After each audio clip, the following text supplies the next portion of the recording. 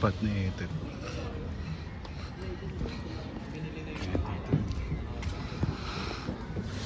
Nakita niyo yung platform. Doon siya na pwesto. Ayan guys. Dito tayo sa may wagas spot ni Etep. Kasi naman tayo mga bata. Ayan. Ay! So sa kabila. Hindi naman bawal dito. Ha? Hindi naman bawal. Okay lang naman. Okay lang. Ano, basta. Magtapon ng basura. Okay, sige.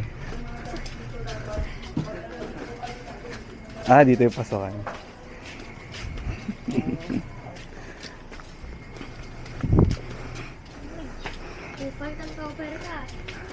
Hindi lang. Ay, papapakan. Kaya pampahan niya. Panghito yan. Yung bituka ng manok.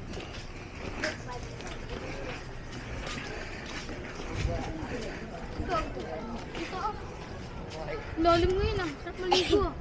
Yung bayan. Naliligo kayo dyan?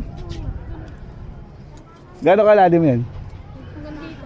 Mababaw lang. Lagpas bayan niya doon. Lagpas bayan. Nandito yun. Doon lalim doon. Lagpas bayan. Hindi ah. Doon tayo kanina. Sabay kulay yan. Lagpas bayan niya yan. Nagpas bahay. Hinukay kasi yan eh. Dito mababaw lang dito eh. Di ba pero hinukay yan? Saka na. Baba kayo. Tubukan natin.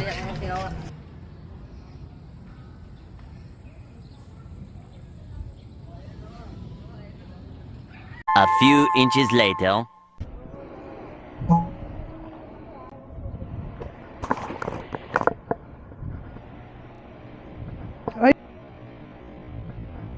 Ay.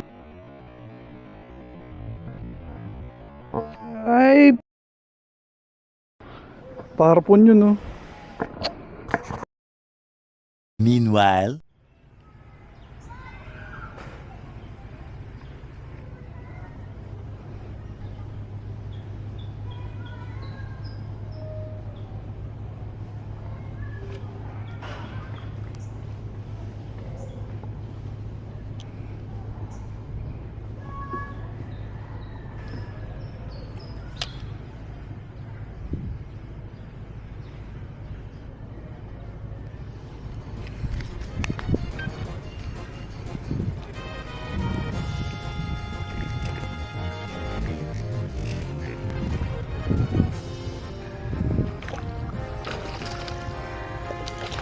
Put.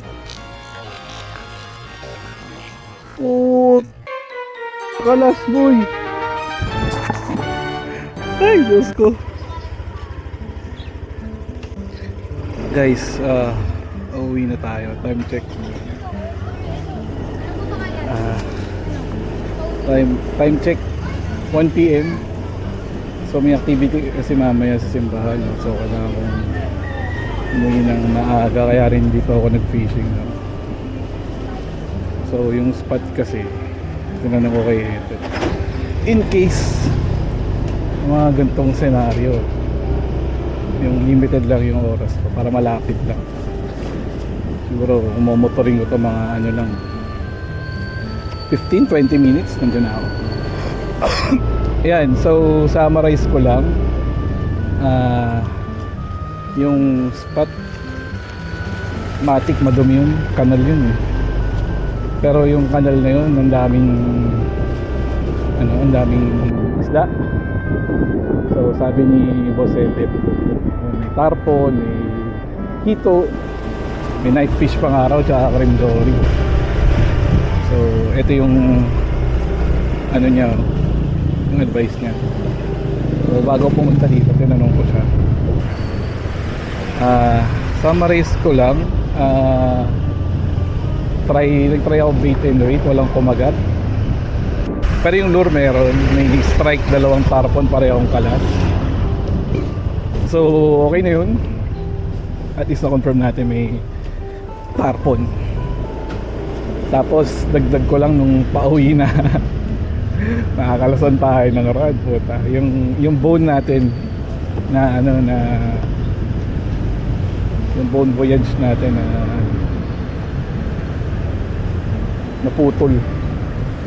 So tinanong ko na agad si Gio kung makaka-order ko sa fishing villa.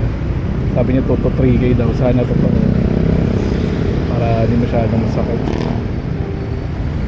Ay, anyway, may isa pa naman tayong ride, yung Ironman. So for the meantime yun muna gagamitin natin.